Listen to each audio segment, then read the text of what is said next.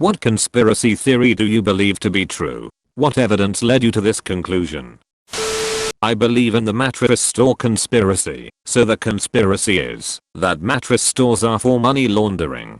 I went onto Google Maps and typed in "mattress stores near me." There were 4 mattress stores in the same shopping center. There was a road that had 5 mattress stores less than a mile apart. So I definitely believe in it. Freakonomics did a bit on why mattress stores and furniture stores tend to be located close together. I can't remember if it's in one of the books or a podcast. It makes sense in terms of competition. If you're going to go mattress shopping, you don't want to be driving all around town. Chances are you go to one big store close to you and get a mattress there because you're not going to drive around after spending an hour browsing for only a slight chance of getting a better deal somewhere else. But then a competing mattress store buys a lot right next to this one and puts up a bright sign to attract your attention. You'll probably check it out. It's not far. Shoppers see that 2 stores are close together. They are more likely to go to that area than to a third store further away. The third competitor follows the traffic and ends up with a lot close to the other 2 stores. Now people really know this is the area to go to when shopping for mattresses, making it easier for the customer and raising the foot traffic for all 3 stores. The 4th store, located several miles away, is really missing out. Car dealerships often cluster for the same reason. All my devices listen in on me. The other day I was arguing with my dad about some chicken I thought had gone off. It was frozen for about a month, so we weren't too sure, but my dad was insistent that it was still edible.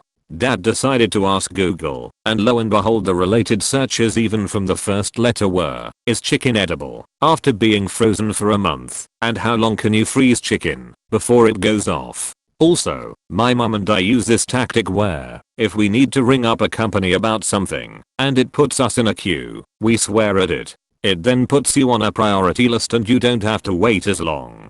Kinda sketchy on the company's behalf. Work with phone systems, can confirm some can detect you swearing, and increase the call priority. They also score both you and the agent, based on a number of criteria. Yeah, don't say, I know that being on hold doesn't mean they can't hear you, so I'm probably gonna end up making an ass of myself testing this. Your estimated wait time is 35 minutes. Fucking fuckity fuck fucker.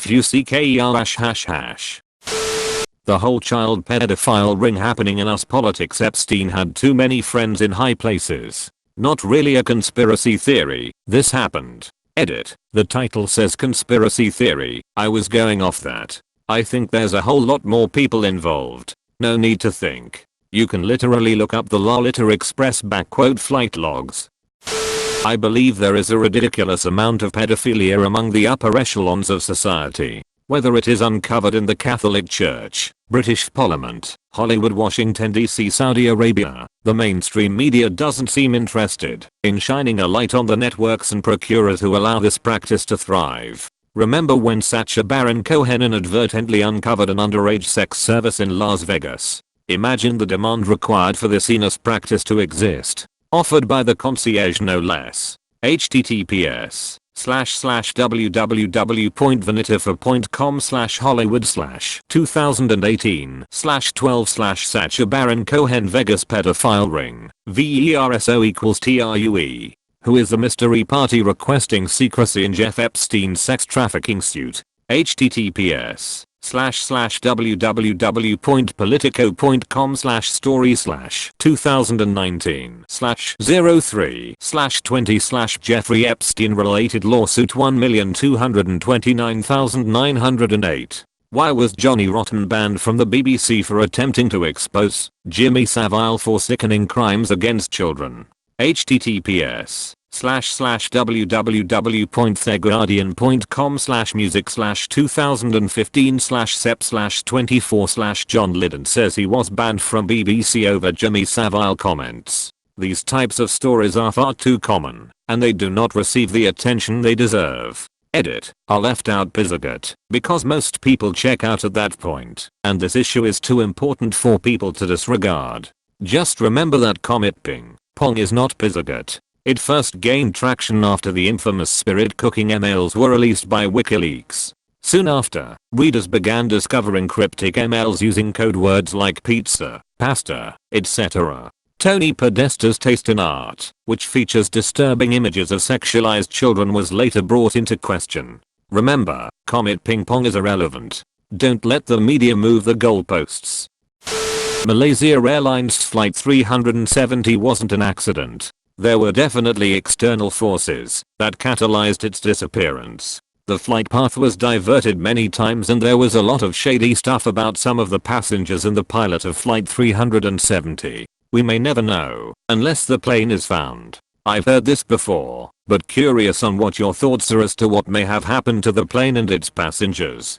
Total loss on both accounts. Whether this was an attempt by a passenger to hijack or the crew to commit suicide, the fact that a Mossad was getting pings off the engine maintenance computer means the aircraft was operation for hours after it left Malaysian airspace. Their last message, a handoff to Hokkaido control, indicated no issues. Within minutes they made an unauthorized turn and reversed course without an indication of any issues. I find it hard to believe that's not a deliberate move by the pilot flying. We will never know what happened. Even if the wreckage is found, the shelf life on underwater CVR and black boxes has long since passed. It would take a miracle to get any info off them if they have been in salt water this long. Have you seen Lost? That there is a huge pedophile ring in Hollywood. Anyone who tries to expose them dies shortly after. Coincidentally, Sacha Baron Cohen tried to troll an escort service in Hollywood by requesting a little boy to have sex with. Much to his disgust and horror, he was told by the man that such a thing could be arranged for the right price. Cohen immediately notified the FBI. The FBI did nothing. https://www.vanitfairpoint.com/hollywood/2018/12/Sacha Baron Cohen Vegas pedophile ring. According to Cohen, the bureau evidently decided not to pursue the matter, though the actor noted this concierge had said that he'd worked for politicians and various billionaires. Why do they just brush over it so casually to end the article? Lol, that's so fucked up to me. Active investigations. The only thing left to do is create a elite team of actors who look like pedophiles to get to the bottom of this. Apple keeps changing the head of their chargers because they want to piss me off. Evidence, I'm always pissed off. That we didn't have an apocalypse in 2012, but instead shifted into an almost parody timeline of events. It's why humanity's future looks bleaker every year. I believe that Apple started the wearing AirPods equals cool/rich meme intentionally to boost sales. They became the best-selling wireless earbuds worldwide after the meme. JFK. There was definitely something shady going on there. People badmouth JFK, but honestly, I think it's a decent airport. The old Reddit flighteroo. Hold my boarding pass, I'm going in. Hello people of the future.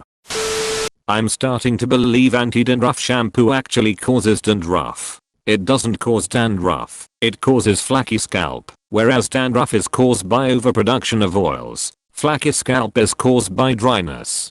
Dandruff shampoo is used to prevent overproduction of oils on the scalp. Therefore an overuse of dandruff shampoo dries out the skin and destroys your scalp. PETA was formed by meat companies to make animal rights activists look like idiots. Edit. Reasoning. The majority of animal rights activists don't like PETA. PETA wastes a lot of their own time calling out video games and cartoons, and they have killed many stray dogs for not being purebreds. I might have gotten some of the details of that last one wrong though. Well, if it's true, they are doing a fantastic job. They say it's not butter, but it is.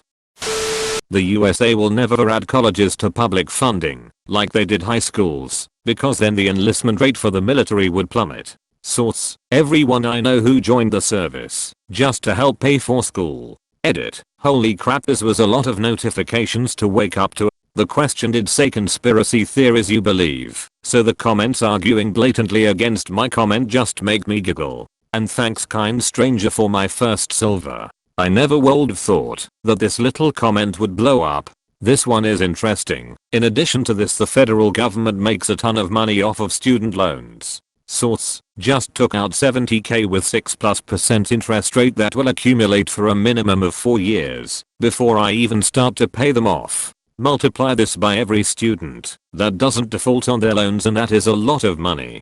Default on student debt. I guess they could just die. That the government uses social media to manipulate and measure public sentiment and opinion. That's not a theory. It's a job. Shit, you can apply for that shit. When a comment in one of these threads is removed, it's because it's true and someone with the power to remove it wants it hidden longer. I don't have evidence yet, but if this comment gets removed, then I'll have the evidence but no comment. Edit at 1:30 AM EST April 23, 2019. For peeps saying now they wouldn't delete it because you called out the negative consequences, that was the point of doing so. Gotta keep the comment up somehow. Also, as tempting as is, I'm not gonna delete the comment myself. It wouldn't be effective to the trained eye. Removed by moderator is hard to fake. And why falsify evidence when there's enough to go around? Half of you saw the thread about admins and gold. Why go any farther? I will watch this comment with great interest. Modern drug prohibition is a for-profit endeavor perpetrated by governments for the benefit of pharmaceutical corporations, prison industrials, and warlords. It was first used to imprison political opponents, but the lobbying to keep it illegal for so long after the 80s and 90s absolutely was done by not just pharmaceutical companies, but alcohol industry as well. It was first used to imprison political opponents. And that's not just wild speculation. That's a stated fact from one of the primary architects of the war on drugs. The Nixon campaign in 1968 and the Nixon White House after that had two enemies, the anti-left and black people. You understand what I'm saying? We knew we couldn't make it illegal to be either against the war or black, but by getting the public to associate the hippies with marijuana and blacks with heroin, and then criminalizing both heavily, we could disrupt those communities. We could arrest their leaders, raid their homes, break up their meetings, and vilify them night after night on the evening news. Did we know we were lying about the drugs? Of course we did. John Ehrlichman, counsel and assistant to the president for domestic affairs under Nixon. This is so obvious with how marijuana is illegal and the current fentanyl crisis.